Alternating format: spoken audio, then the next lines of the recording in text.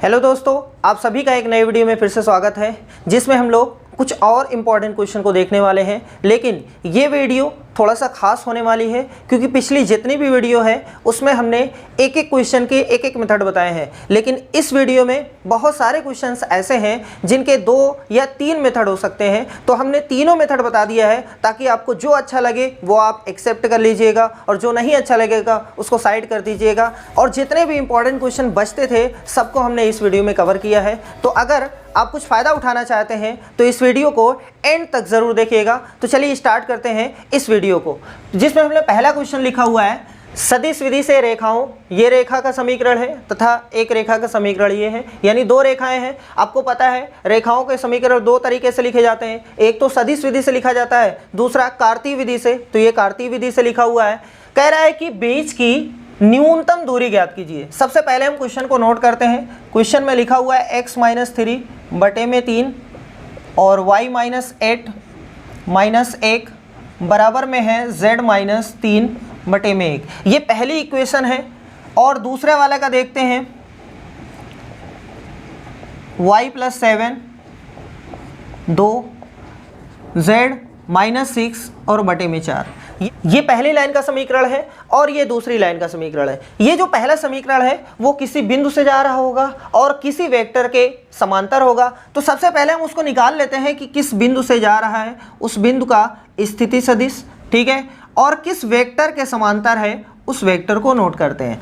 जैसे कि हम देख पा रहे हैं कि x-3 लिखा हुआ है, तो क्या -3 से जा रहा है? नहीं, हमेशा ऐसे करना होता है। जो ऊपर लिखा होता है x-3 लिखा हुआ है ना, बराबर में 0 करके x बराबर 3, ये पॉइंट है, x का आंसर 3 है, तो 3 i कैप।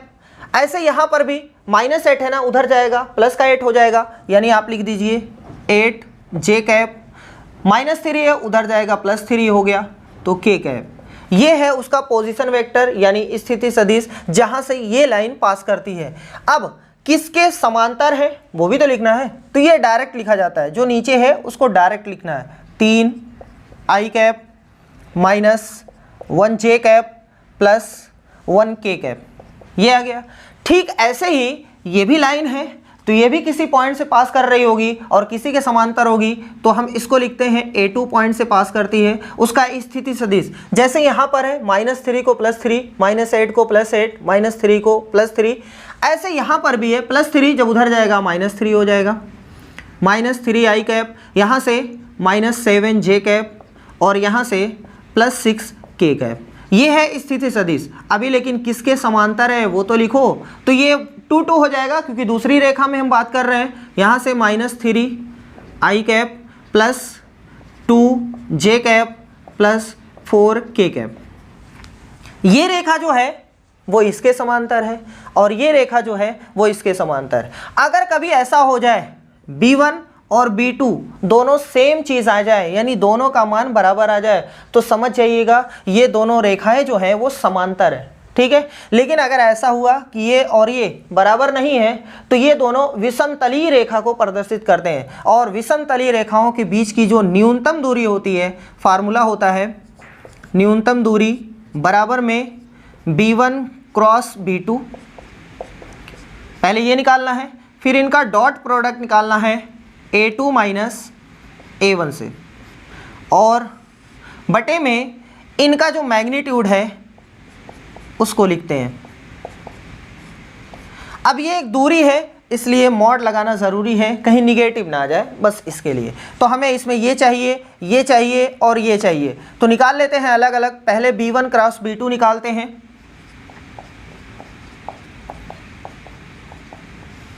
यहाँ पर i रहता है, यहाँ पर j रहता है, यहाँ पर k रहता है।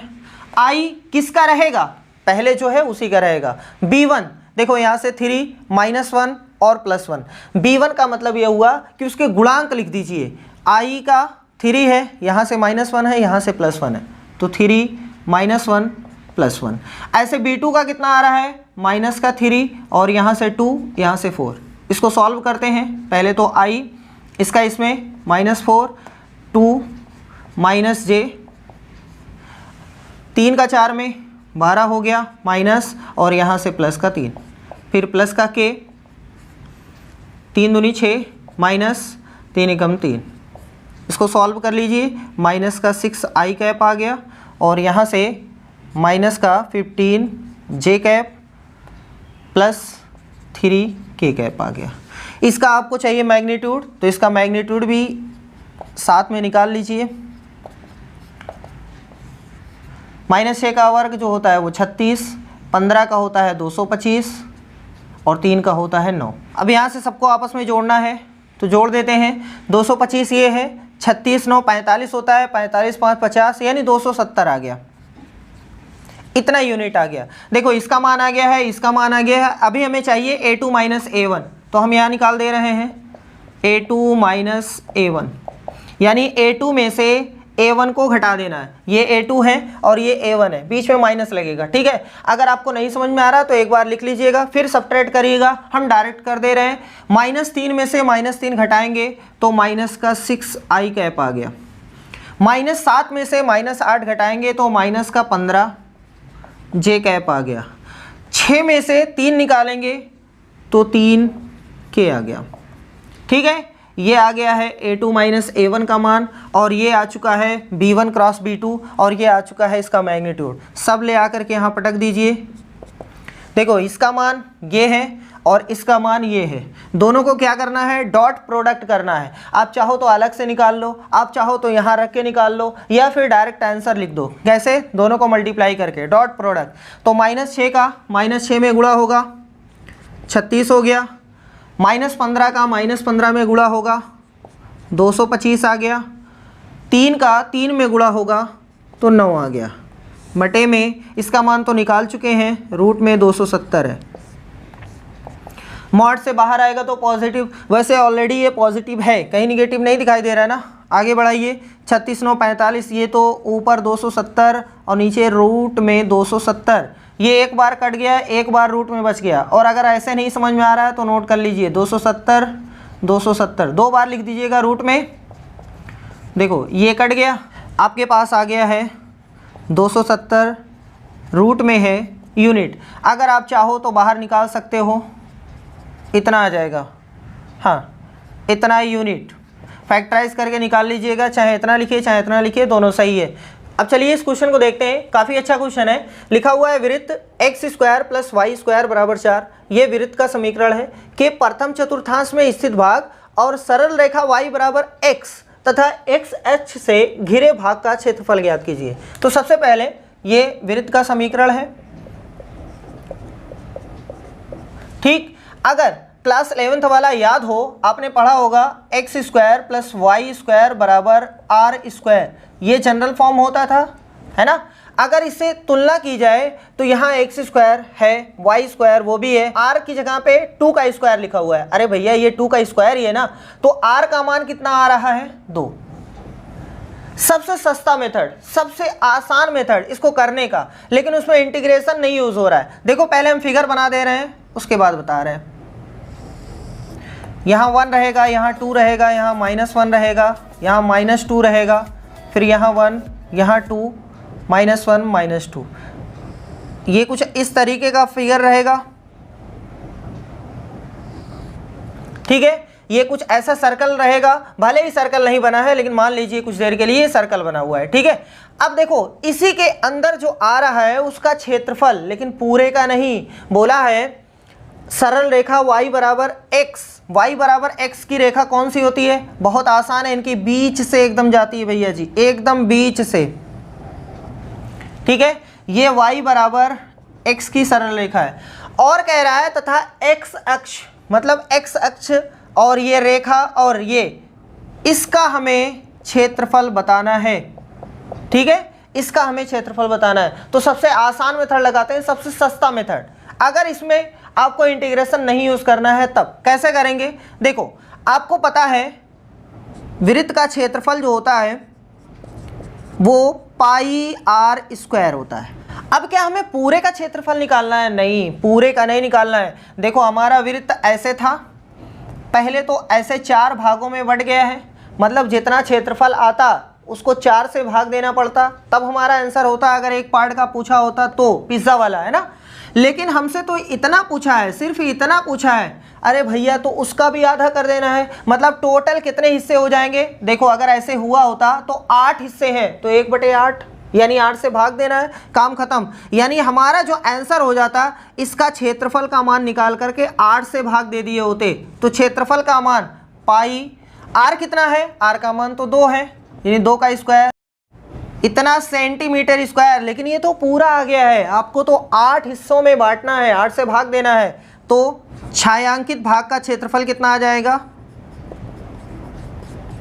छायांकित भाग का क्षेत्रफल इतना ही आएगा, लेकिन 8 से भाग दे करके तो यहाँ से ही कट गया, तो π/2 सेंटीमीटर स्क्वायर। तो ये हमारा आंसर हो गया, और ये सबसे आसान मेथड है। अगर वो बोल रहा है इंटीग्रेशन का यूज़ करके करना है, तब तो गाड़ी फंस गई, तब तो इंटीग्रेशन करना ही पड़ेगा। ये छायांकित भाग का क्षेत्रफल हम कैसे निकालते हैं, देखो ये हमारा सर्कल है। पहले हम ऐसा करते हैं, यहाँ से इस भाग का क्षेत्रफल निकाल लेते हैं, उसको 2 से भाग दे देंगे, तो यहाँ से हमें लिमिट लगाने में आसानी मिल जाएगी। देखो यहाँ 0 है और यहाँ 2 है, इसी के नीचे है, मतलब इसका समीकरण हमें लिखना है। तो छायांकित भाग का जो क्षेत्रफल हो जाएगा, क्षेत्रफल बराबर लिमिट कितनी है, 0 से 2 तक, है ना, 0 से 2 तक, y dx ऐसे लिखा जाता है। लेकिन ये तो पूरा आ जाएगा और हमें इसका आधा निकालना है। देखो यहाँ से लाइन है ना, हमें तो इतना निकालना है ना, तो हम इसको 2 हिस्सों में बांट देते हैं, 1/2। यही हमारा फाइनल आंसर हो जाएगा, जो इसका आंसर आएगा। लेकिन यहाँ पर हमें y चाहिए, तो हमें y देखो यहाँ से निकाल लेते हैं। यहाँ x² जब उधर जाएगा तो y² 4 - x² हो गया, और y बराबर हो गया 4 - x², यानी यही y वहाँ पटक दो, तो हमारे पास आ रहा है 1/2, 0 से 2, y का मान आ रहा है 4 - x² dx। ये तो फार्मूला दिखाई दे रहा है आपको, पहले एक ऐसे लिख लो अगर आपको लिखना है, 2 का स्क्वायर माइनस x² dx। ये कौन सा फार्मूला है, तो आपने पढ़ा होगा a² माइनस x² dx बराबर होता था x/2, वही चीज़ जो यहाँ है, plus a²/2 sine inverse x/a plus में c। ठीक है, लेकिन यहाँ जब इसको सॉल्व करेंगे तो प्लस से लिखेंगे ही नहीं, क्योंकि ये डेफिनेट इंटीग्रल है ना, 1/2, पहले ये बाहर है। अब इसका फार्मूला लगाते हैं, सबसे पहले x/2 और अंदर जो चीज़ है वही लिख दो, यानी 4 - x²। अरे चाहे यहाँ 2² लिखो चाहे 4 लिखो, बात तो वही है, प्लस a² यानी 4/2। ठीक है, अरे देखो a का मान 2 है, उसका स्क्वायर हमने कर दिया है, साइन इनवर्स x/a का मान कितना है, 2 है, c ना लिखिएगा। ठीक है, यहाँ 2 यहाँ 0। अब एक बार यहाँ 2 रखना है, एक बार 0 रखना है, आंसर ले लो 1/2। जब यहाँ 2 रखेंगे, देखो यहाँ 2/2 और ये हो गया 4 - 2 का स्क्वायर प्लस 4/2 साइन इनवर्स, यहाँ 2/2। अब 0 रखते हैं एक बार, माइनस 0/2, 4 - 0² माइनस 4/2 साइन इनवर्स 0/2। जहाँ आपको लगता था कि हम ओरल कर सकते हैं, वहाँ ओरल कर देते हैं। जैसे ये चीज़ देखो 0 हो रहा है पहले ही, या आप नहीं कर पा रहे हैं तो ऐसे ही कर दीजिए। देखो ये चीज़ पूरा 0 हो गया, क्योंकि ये 4 माइनस है तो ख़त्म हो गया, 0 हो गया। यहाँ से कितना आ रहा है, ये 2 आ रहा है, कट करके 2 आ रहा है, ये साइन इनवर्स 1 आ रहा है, ये पूरा 0 हो गया, और यहाँ पर 2 आ रहा है, देखो साइन इनवर्स 0 आ रहा है। इसको सॉल्व करेंगे तो 1/2, यहाँ से 2 बचा है, साइन कितने अंश का मान 1 होता है, तो π/2 का मान होता है, माइनस यहाँ से 2, साइन कितने अंश का मान 0, तो 0 का मान 0 होता है। देखो 1/2, और यहाँ पर ये कट गया, पाई बचा हुआ है, ये तो पूरा ख़त्म। यहाँ से उत्तर आ गया π/2 स्क्वायर यूनिट। ये वाला सबसे आसान था, ये वाला थोड़ा सा टफ है। और अगर आपको तीसरा सीखना है तभी आप तीसरा देखिएगा, नहीं तो स्किप कर दीजिएगा, आगे बढ़ के वीडियो देखिएगा। हम तीसरा मेथड इसका बताते हैं जो थोड़ा सा महंगा है, जो थोड़ा सा लेंदी है। चलिए देखते हैं तीसरा वाला मेथड। अब तीसरे मेथड के लिए क्या करते हैं, देखो हमें इसका एरिया निकालना है, इन सब का एरिया निकालना है। तो यहाँ से लेकर ये लाइन के एरिया के नीचे का आ रहा है और यहाँ जो आ रहा है वो सर्कल। देखो फिगर कुछ ऐसे बन रहा है ना। सबसे पहले हमें इस पॉइंट को निकालना है कि कहाँ ये लाइन और वृत्त एक दूसरे को काटते हैं, तभी तो ये वाला पॉइंट पता चलेगा। तो हम देख लेते हैं, हमारा वृत्त का इक्वेशन है x square plus y square बराबर में 4 है और y बराबर x, ये तो लाइन का है। जहाँ y है वहाँ x रख सकते हैं, तो यहाँ x square plus x square बराबर में 4 आ गया। तो यहाँ से 2x स्क्वायर बराबर में 4 यानी एक्स स्क्वायर बराबर में 2। ठीक है, तो x बराबर प्लस माइनस 2। ठीक है, क्यों प्लस माइनस आ रहा है, क्योंकि दो जगह काट रहा है। देखो ये लाइन जो है ये अपने वृत्त को दो जगह काट रही है, एक यहाँ एक यहाँ। यहाँ जो काट रही है वो माइनस का √2 है और ये देखो माइनस का √2 है, और यहाँ जो काट रही है वो प्लस का √2 है। यानी ये वाला जो हमारा आंसर आ रहा है वो प्लस का √2। ठीक है, यहाँ तक समझ में आ गया। अब ये चीज़ जो है ये लाइन के नीचे है और ये चीज़ जो है वो वृत्त के नीचे है। बस हमारा काम खत्म हो गया। छायांकित भाग का क्षेत्रफल लिखते हैं। क्षेत्रफल बराबर, यहां पर किसी से भाग वोग नहीं देना है, बस 0 से लेकर √2 एक लिमिट लगेगी, 0 से लेकर √2। यहां पर y dx प्लस में रहेगा √2 से लेकर 2 तक y dx। लेकिन ये y और ये y दोनों अलग अलग हैं। ये जो पहला y है वो रेखा के नीचे आ रहा है और ये जो दूसरा y है वो सर्कल के नीचे आ रहा है। तो ये y जो है वो रेखा वाला है और ये y जो है वो वृत्त वाला है। बस इतना याद रखना है। चलो आगे बढ़ जाते हैं। √2 y का मान वहाँ ये y, ठीक है, y का मान है x dx प्लस √2 इस y को देखते हैं, इस y का मान इतना रखा जाएगा 4 माइनस एक्स स्क्वायर dx। यहाँ से x का तो आपको पता है x स्क्वायर बाई में 2 होता है, लिमिट लगानी होती है √2 0 प्लस इसका अभी भी देखे हैं फार्मूला, डायरेक्ट लिख देते हैं। पहले x बाई 2, फिर यहाँ से वही चीज़ लिखा जाएगा प्लस a स्क्वायर है ना, sine inverse x by 2, x by a होता है ना, तो हमने वो उतना लिख दिया है। चलो अब इसी को सॉल्व करते हैं। एक बार √2, एक बार 0, एक बार 2, एक बार √2।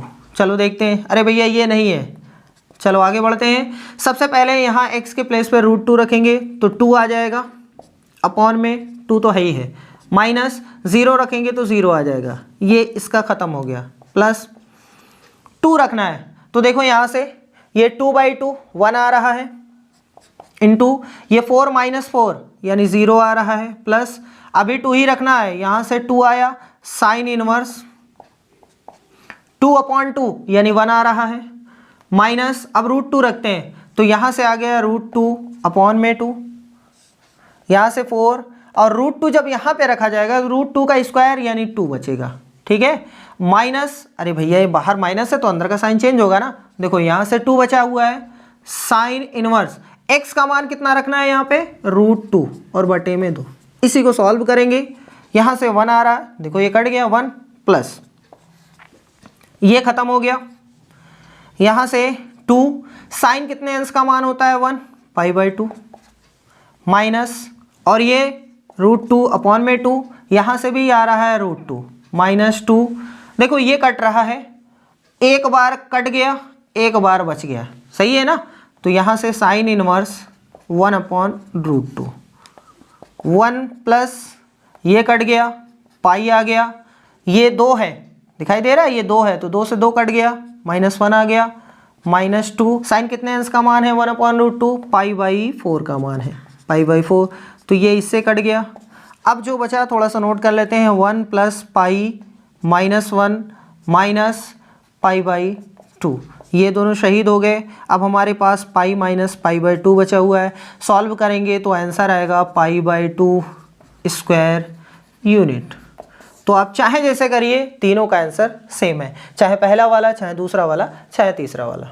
अब इस क्वेश्चन को देखते हैं। लिखा हुआ है यदि वेक्टर ए है, वेक्टर बी है, वेक्टर सी है, तो एक सदिश डी ज्ञात कीजिए जो सदिशों ए और बी दोनों पर लंब है और सी डी का डॉट प्रोडक्ट का आंसर जो है वो 15 आना चाहिए।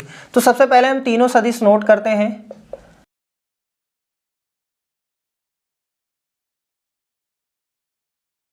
+4k के, ठीक है। अब यहां से d पता करने के दो तरीके हैं, एक सस्ता है, एक महंगा है, यानी एक आसान है, एक थोड़ा सा उससे टफ पड़ेगा। तो सबसे पहले सस्ता वाला यानी आसान वाला। देखो यहां पे लिखा हुआ है d ज्ञात कीजिए जो सदिशों a और b दोनों पर लंब है, दोनों पर लंब है। तो आपको पता है a क्रॉस b का मान क्या होता था, a क्रॉस b जो आता था उसकी ज्योमेट्रिकल मीनिंग होती थी कि अगर दो सदिश हैं तो तीसरा सदिश जो होता था वो उस पर लंब होता था। तो यहां से हम कह सकते हैं कि अगर इसका क्रॉस प्रोडक्ट निकालेंगे तो वो जो आंसर आएगा, इसका जो वेक्टर आंसर आएगा वो इन दोनों पर लंब होगा। तो वही तो हमें चाहिए, इन दोनों पर लंब। तो हम इसका क्रॉस प्रोडक्ट निकाल लेते हैं। यहां से i j k, पहले a है तो 1 4 2, b 3 -2 7, निकालते हैं। यहां से 4 7 28 माइनस, यहां से प्लस हो गया और माइनस j 7 माइनस में 6 प्लस में k -2 आ गया और माइनस का 12 आ गया। 28 4 32 हो गया, 32 i कैप, यहाँ से माइनस j और यहाँ से आ गया माइनस का 14 k। अब एक कंडीशन दी गई है कि C और D का डॉट प्रोडक्ट जो आ रहा है वो 15 आना चाहिए। तो हमारा ये जो आंसर आया है वो इकाई सदिश आया है, एक्चुअल में D नहीं आया है, D के फॉर्म का आया है, इतना बड़ा आया है। अब पता नहीं इतना बड़ा है D कि इतना बड़ा है, कितना बड़ा है नहीं पता है ना, इसलिए मान लेते हैं, माना वेक्टर D बराबर है लैम्डा टाइम्स, है ना, लैम्डा से गुणा कर देते हैं, मतलब कितना गुना होगा, 2 गुना 3 गुना 5 गुना 7 गुना, कितना गुना होगा। तो यहाँ से आ गया 32 i minus j minus 14 k। अब इसको जब सॉल्व करेंगे तो आप 32 lambda i minus lambda j minus 14 lambda k, ये हमारा d। यहाँ से अगर हम लैम्डा का मान निकाल ले गए तो लाके यहाँ पटक देंगे, हमारा फाइनल आंसर हो जाएगा। लैम्डा का मान कैसे निकलेगा, वो इसकी हेल्प से। चलो c और d को गुणा करना है। देखो ये c है और ये d है, डॉट प्रोडक्ट है ना, यहाँ 2 है, यहाँ 32 लैम्डा है, तो कितना हो गया 64 लैम्डा। यहाँ से -1 है और यहाँ से माइनस लैम्डा है तो प्लस लैम्डा आ गया, और यहाँ से +4 है, यहाँ से माइनस का 14 लैम्डा है ना, तो -14 का 4 में तो माइनस का 56 लैम्डा बराबर में कितना है 15। देखो ये 64 है और ये 65 में से 56 निकाल लेंगे 9 लैम्डा बराबर में 15। हमें तो लैम्डा का मान ही निकालना है, तो 3 त्रिका 9 3 5 15, यानी लैम्डा का मान आ गया 5/3। यही लैम्डा का मान उठाइए, यहाँ पटक दीजिए, आपका फाइनल आंसर हो गया 32 5/3 i माइनस लैम्डा का मान 5/3 j माइनस 14 5/3 k। आप चाहो तो 5/3 कॉमन ले लो, आप चाहो तो 3 नीचे से कॉमन ले लो, आपकी मर्जी है। अगर हम नीचे से 3 कॉमन लेते हैं तो हमारे पास बचता क्या है, 32 पंजे 160 होता है i माइनस, और यहाँ से 5 बचा हुआ है, यहाँ से 14 पचे 70 बचा हुआ है। तो यही आपका आंसर हो गया। अब दूसरा मेथड इसका देखते हैं। दूसरे मेथड में क्या करना है, ए बी सी तीनों नोट कर लीजिएगा। बोला है तो एक सदिश डी मान लेते हैं, यहीं पर माना वेक्टर डी बराबर है एक्स आई कैप वाई जे कैप प्लस जेड के कैप। ये हमारा फाइनल सदिश है डी का, ठीक है। अब यहाँ से हमें एक्स वाई जेड निकालना है, एक्स वाई जेड आ जाएगा तो यहाँ पटक देंगे, आंसर हो जाएगा। लेकिन उसी एक्स वाई जेड के लिए थोड़ी सी मेहनत है। तो चलो अब कंडीशन क्या क्या दी गई है। कह रहा है डी ज्ञात कीजिए जो सदिशों ए और बी दोनों पर लंब है। यानी ये जो डी है वो ए पर भी लंब है और बी पर भी लंब है। तो हम ऐसा कर सकते हैं, चूंकि डी ए पर लंब है इसलिए डी डॉट ए बराबर में 0 आता है। सही है ना। डी का मान देखो इतना है, ए का मान इतना है, डायरेक्ट गुणा करते हैं। x प्लस वाई 4 में होगा तो 4y हो जाएगा, z का 2 में होगा तो 2z हो गया। ये पहला इक्वेशन है। अब इसके बाद ये जो d है वो b पर भी लंब है, तो इसी तरीके से लिख लीजिएगा। अब d और b को गुणा करना है, 0 आना चाहिए। अरे भैया जी इस पर भी लंब है और d जो है वो b पर भी तो लंब है। ये तो बोला है a और b दोनों पर लंब है ना, यानी d डॉट b का भी आंसर 0 आएगा। तो d और b को गुणा करते हैं, ये d है ये b है, 3x आ गया, यहाँ से -2y आ गया, 7 का z में 7z आ गया। ये दूसरा समीकरण हो गया। अब तीसरा कहाँ से आएगा, क्योंकि x y z है, 3 वेरिएबल हैं तो 3 इक्वेशन कम से कम चाहिए। तीसरे के लिए इसका सहारा ले लो, CD 15 आना चाहिए है ना। COD को गुणा करें, देखो ये D है और ये C है, दोनों को गुणा करते हैं तो 2x माइनस वाई 4z ये बराबर में 15 है। ये तीसरा समीकरण है। अब इन 3 समीकरणों को हल करना है। हल करने के चाहे प्रतिस्थापन लगाओ चाहे विलोपन लगाओ, आपकी मर्जी, चाहे जो लगाओ सबसे हो जाएगा। लेकिन याद रखिएगा सबसे आसान मेथड जो है वो प्रतिस्थापन विधि है इसमें से। बाकी किसी किसी क्वेश्चन में विलोपन भी बहुत आसान हो जाएगा, लेकिन हम सलाह देंगे कि जब भी 3 इक्वेशन आ जाए, 3 वेरिएबल आए तो हमेशा प्रतिस्थापन लगाया करिए। चलिए देखते हैं।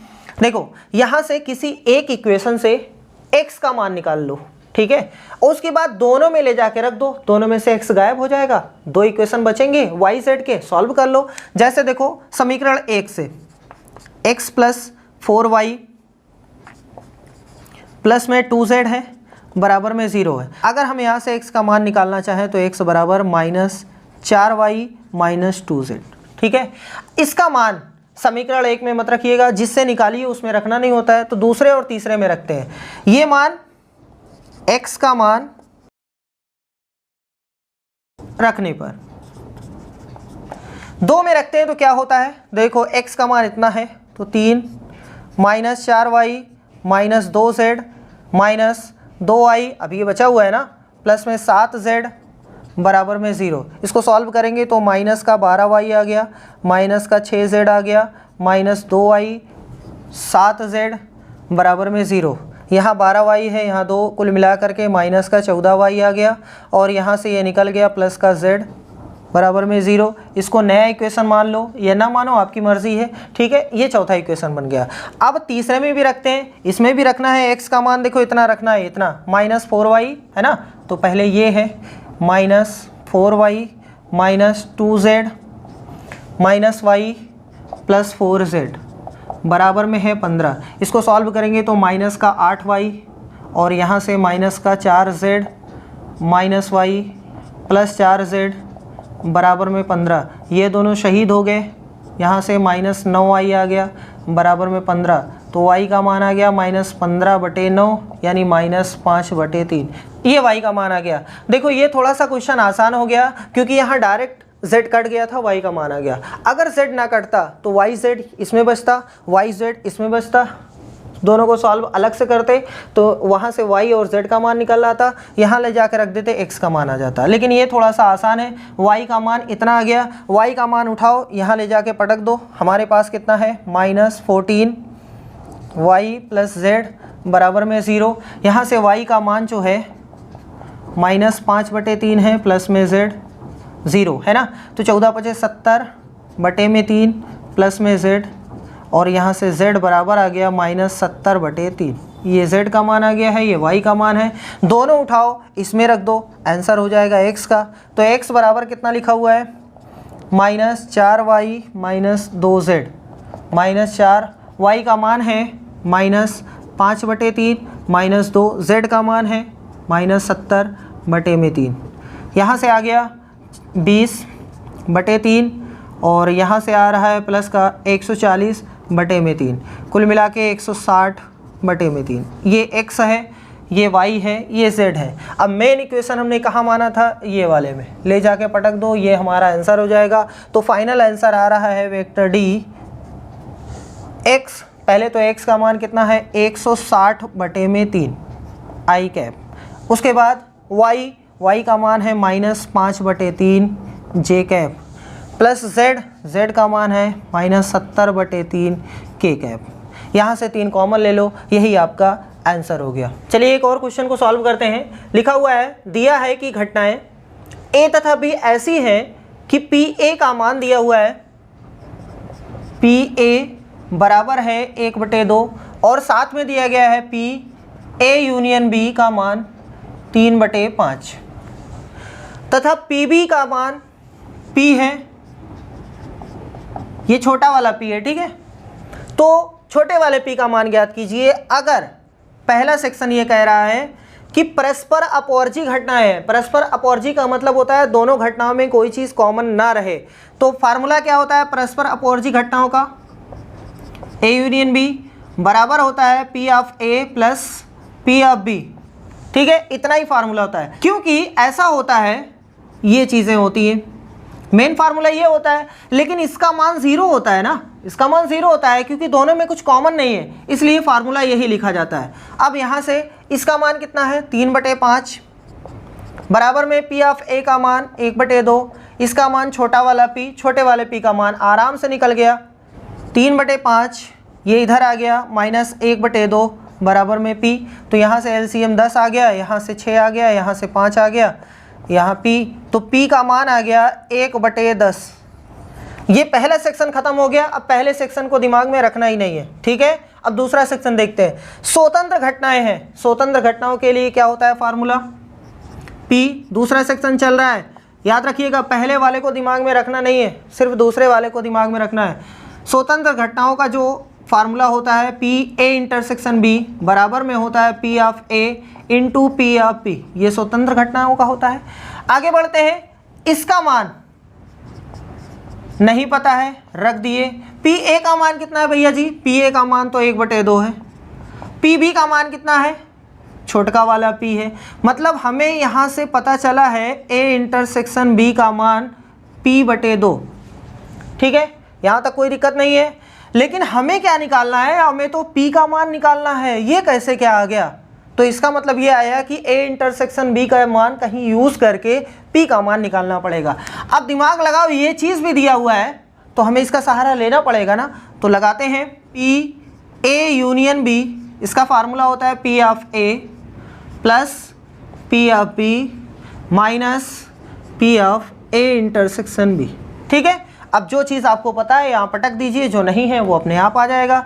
इसका मान कितना है 3/5, p ऑफ a कितना है वो तो दिखा हुआ है 1/2 प्लस p ऑफ b छोटा वाला p माइनस इसका अभी निकाले हैं, देखो p/2 आ रहा है। इसको पहले इधर कर दो, 3/5 माइनस 1/2, यहाँ से p माइनस p/2, इसका अलग LCM 10 आ गया, यहाँ से 6 माइनस 5 आ गया, इसका 2 आ गया, 2p माइनस p आ गया।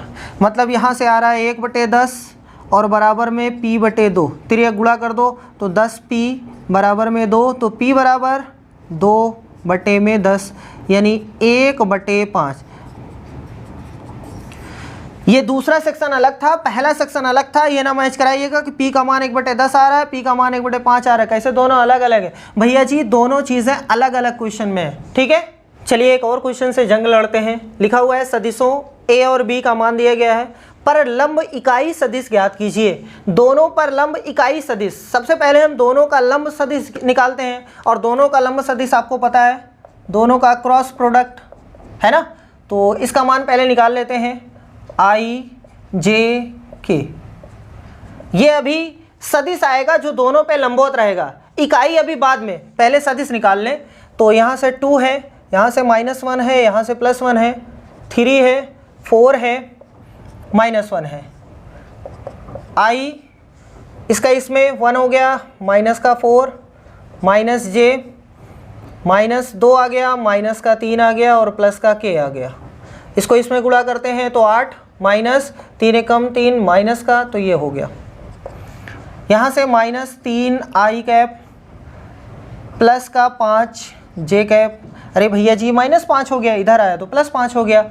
यहाँ से 11 के कैप। अभी ये सदिश आया है, इकाई सदिश नहीं आया। मान लेते हैं ये कोई सदिश आ गया है n। अभी इसका इकाई सदिश निकालने के लिए इसी में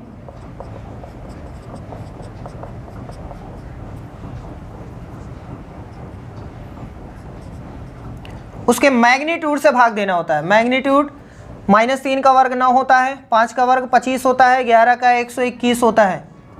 121 और 9 130 हो गया, और 30 20 50 155 हो गया। मतलब 155 नीचे रहेगा, चाहे जैसे लिख दो भैया जी, हम तो बाहर लिख रहे हैं 155, और हमारे पास बचा हुआ है -3i + 5j + 11k कैप। ये आपका इकाई सदिश का मान आ गया है। आगे बोला है उनके बीच के कोण की ज्या यानी साइन भी ज्ञात कीजिए। तो आपको फार्मूला पता है a क्रॉस b बराबर होता है a, मैग्नीट्यूड a है, ठीक है, b sine theta into n cap, है ना, n इकाई सदिश। अगर सबका मॉड निकाल देते हैं, सबका मॉड ले लेते हैं, तो यहाँ से a b sine theta n cap, ठीक है। अब बाहर निकालते हैं तो देखो क्या निकलेगा, ये तो आएगा ही।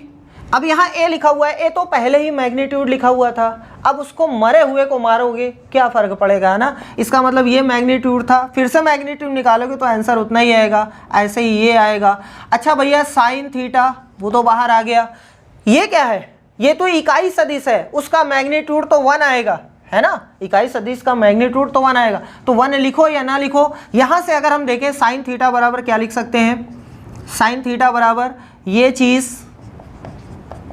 ऊपर और a डॉट बी या ए बी लिखो, इन दोनों का मैग्नीट्यूड, बस भैया हो गया। इसका मैग्नीट्यूड अभी आपने निकाला था, देखो 155 आ रहा है ऊपर रूट में।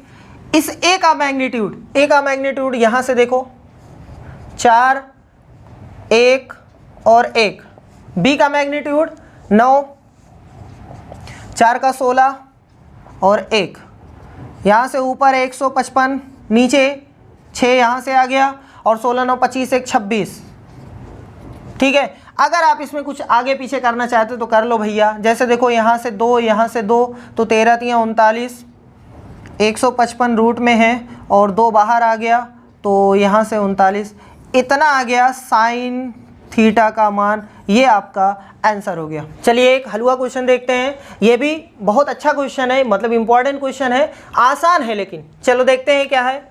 लिखा हुआ है i बराबर में 0 से a रूट x बटे में root x plus a minus x। अगर ऐसा क्वेश्चन एग्जाम में आ जाए तो पहले मुस्कुरा लीजिएगा, उसके बाद सॉल्व करिएगा, बहुत ही आसान क्वेश्चन है। अब इसको समीकरण 1 मान लीजिएगा। अब क्या करना है, इसमें प्रॉपर्टी लगानी है, जहाँ जहाँ x है वहाँ a माइनस एक्स पटकना है। तो 0 से a तक, ये देखो x है, a माइनस एक्स, ये भी x है, तो a माइनस एक्स प्लस ये a है, नोट कर दो, ये x आ गया, a माइनस एक्स रख दो, dx बाहर। 0 से a तक, ये ऊपर तो कुछ नहीं होगा, वैसे ही नोट कर दो, नीचे a माइनस एक्स है, प्लस ब्रैकेट जब ओपन होगा तो a माइनस और ये हो जाएगा प्लस, ये और ये दोनों शहीद हो गए। अब हमारे पास बचा है i बराबर 0 से a, ऊपर है a माइनस एक्स और नीचे है a minus x plus only x dx। इसको समीकरण 2 मान करके पहले और दूसरे को जोड़ना होता है, तो कितना i हो जाएगा, 2i। 0 से a, देखो ये चीज़ क्या है, root x plus a minus x, plus ये भी लिखना है a माइनस एक्स, इतना, दोनों को जोड़ना है। तो जोड़ने में एलसीएम लिया जाता है, 0 से a, एलसीएम देखो दोनों का सेम है, रूट एक्स है a माइनस एक्स, बस खाली आगे पीछे लिखा हुआ तो उससे फ़र्क पड़ेगा नहीं। रूट एक्स प्लस ए माइनस एक्स।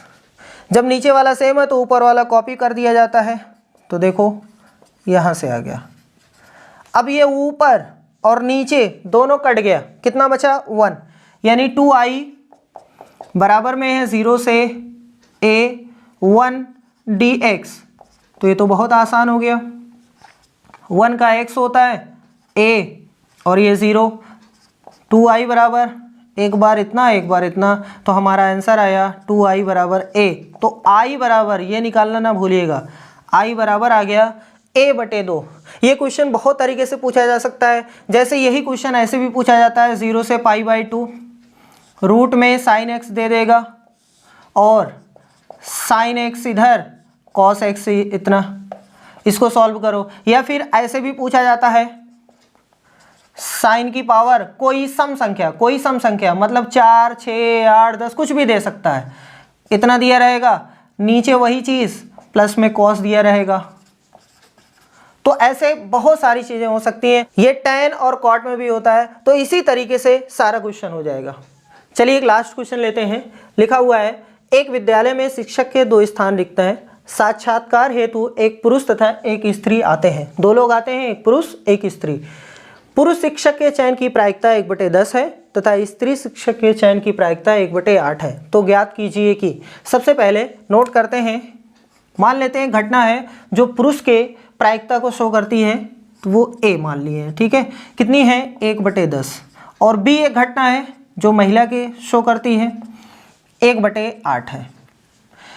तो आगे बोला है, तो ज्ञात कीजिए कि दोनों चुन लिए जाएं, दोनों ही ना चुने जाएं, इन दोनों की प्रायिकता क्या है। सबसे पहले इस क्वेश्चन में लिखा नहीं है लेकिन अपने आप से दिमाग लगाना है। देखो यहाँ A और B दोनों अलग अलग घटनाएं हैं, स्वतंत्र घटनाएं हैं।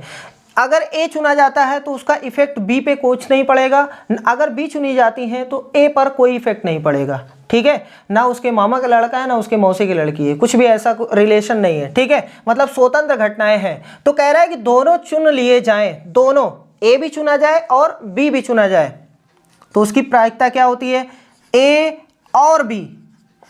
इंटरसेक्शन का मतलब होता है और, है ना, और यूनियन का मतलब क्या होता है, या। इसका मतलब होता है और इसका मतलब होता है या, ठीक है। यही हमें निकालना है। तो अभी हमने बताया दोनों जो है वो स्वतंत्र घटना है। स्वतंत्र मतलब इसका इस पर कोई इफेक्ट नहीं पड़ेगा। तो स्वतंत्र घटनाओं के लिए क्या फार्मूला होता है, P और ये, है ना। दोनों का मान रख देते हैं, 1/10 इसका है, 1/8 इसका है, तो 1/80 आ गया। ये दोनों चुन लिए जाएं, यानी ये पहला वाला सेक्शन खत्म हो गया। दूसरा बोला है दोनों ही ना चुने जाएं, मतलब A भी ना चुना जाए, चाहे डैश लगाओ चाहे बार लगाओ, आपकी मर्जी है, चाहे डैश लगाओ चाहे बार लगाओ, ठीक है। ना चुने जाएगा मतलब डैश, दोनों मतलब A भी नहीं चुनना चाहिए और B भी नहीं चुना जाना चाहिए, तो इंटरसेक्शन B। यहां तक समझ में आ गया। अगर NCERT की बुक आपने देखा होगा तो उसमें लिखा है एक थ्योरम, इसको डायरेक्ट इतना लिखा जा सकता है, इतना, ठीक है। डायरेक्ट मान रख करके आंसर निकाला जा सकता है। लेकिन अगर आपको नहीं समझ में आता है तो हमें इसका मान निकालना है, तो हम थोड़ा सा डी मॉर्गन्स लॉ का सपोर्ट लेंगे। देखो डी मॉर्गन्स कहते हैं कि अगर इसमें इंटरसेक्शन है तो आप लगा दो यूनियन, और ये दोनों अलग अलग को एक साथ में लिख दो, ठीक है। A यूनियन B का ट्रांसपोज है तो इसका फार्मूला 1 - A यूनियन B से निकाला जा सकता है। तो यहाँ पर हमें चाहिए पहले A यूनियन B का मान, तो हम A यूनियन B का मान निकाल देते हैं। A यूनियन B कैसे निकलेगा, P of A plus P of B और minus P of A intersection B। P A का मान कितना है, 1/10, 1/8, और इसका तो अभी निकाले हैं 1/80। 80 LCM आ गया, यहाँ से आ जाएगा 8, यहाँ से 10, यहाँ से 1, यानी कुल मिला के 18 - 1 17/80। ये इसका मान आ रहा है। रख दो यहाँ पे 1 - 17/80, LCM लोगे तो 63/80। ये आपका फाइनल आंसर हो गया। थोड़ा सा डी मॉर्गन्स लॉ लगा हुआ है, ठीक है। अगर आपको ऐसे नहीं समझ में आए तो डायरेक्ट ये फार्मूला होता है, देखो P ऑफ A का माइनस कभी भी निकालना होता है तो हम इस तरीके से निकालते हैं, probability of A plus probability of not A बराबर में 1 होता है। अगर हमें इसका मान चाहिए तो P ऑफ A नॉट बराबर में 1 माइनस P ऑफ A होता है। लगा देते हैं 1 माइनस P ऑफ A और इनटू में 1 माइनस P ऑफ B, यही चीज़ है ना। 1 माइनस इसका मान 1/10 है, 1 माइनस इसका मान 1/8 है, तो यहाँ से कितना आ गया 9/10 और यहाँ से 7/8, तो 9 7 63 बटे में 80।